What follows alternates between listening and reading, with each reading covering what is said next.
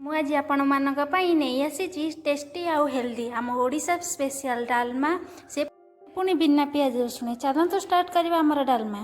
ବାଇଗଣ, tomato, beans, ଗାଜରକୁ ଭଲ ଭାବରେ ଧୋଇ କାଟି ନେଇଛି। ପ୍ରେସର କୁକରରେ ମୁଁ ପାଣିକୁ ଗରମ କରି ନେଇଛି। ଗୋଟେ କପ୍ ମୁଗ ଜାଇକୁ ସେଥିରେ ପକାଇ ଦେଇଛି। କଟାରେ ଥିବା ପନିପରିବାକୁ ମଧ୍ୟ ସେଥିରେ ଆଡ଼୍ କରିଦେଇଛି।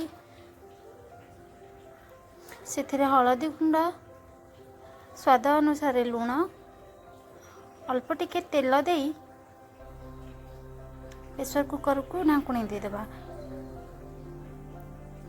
ପ୍ରେସର କୁକରରେ 2ଟି ସିଟି ଆଣିଲେ ବନ୍ଦ କରିଦେବା। ଦେଖନ୍ତୁ ମୋର 2ଟି ସିଟିରେ ଭଲ ଭାବରେ ସିଝି ଯାଇଛି। ଏବେ ଆମେ ଗୋଟେ କଡ଼େଇରେ 2 ଚାମଚ ସୋରିଷ ତେଲ ଗରମ କରିନେବା। ତେଲ ଗରମ ହେଲା ପରେ ସେଥିରେ ଜିରା, ସୋରିଷକୁ ଭଲ ଭାବରେ ଫୁଟେଇ ଦେବା। 2ଟା ଶୁଖିଲା ଲଙ୍କାକୁ ମଧ୍ୟ ସେଥିରେ ଫୁଟେଇ ଦେବା। ସେଥିରେ ଛେଚା ହେଇକି ରଖିଥିବା ଅଦାକୁ ମଧ୍ୟ ଦେଇଦେବା। ଫ୍ଲେମ୍କୁ ସବୁବେଳେ ମିଡ଼ିୟମ୍ ସାଇଜରେ ରଖନ୍ତୁ, ନହେଲେ ଅଦା ପୋଡ଼ି ଯାଇପାରେ।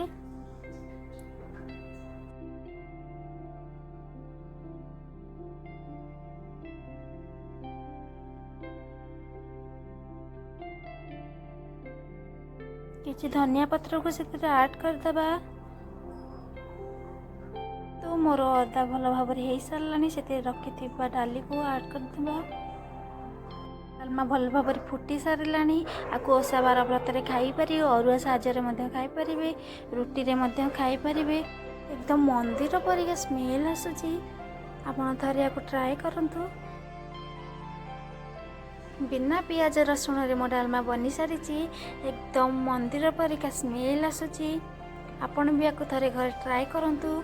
ଯଦି ମୋ ଭିଡ଼ିଓଟି ଆପଣଙ୍କୁ ଭଲ ଲାଗିଥାଏ ତାହେଲେ ଲାଇକ୍ କରନ୍ତୁ, ସେୟାର କରନ୍ତୁ, ସବସ୍କ୍ରାଇବ୍ କରିବାକୁ ଜମା ବି ଭୁଲନ୍ତୁନି।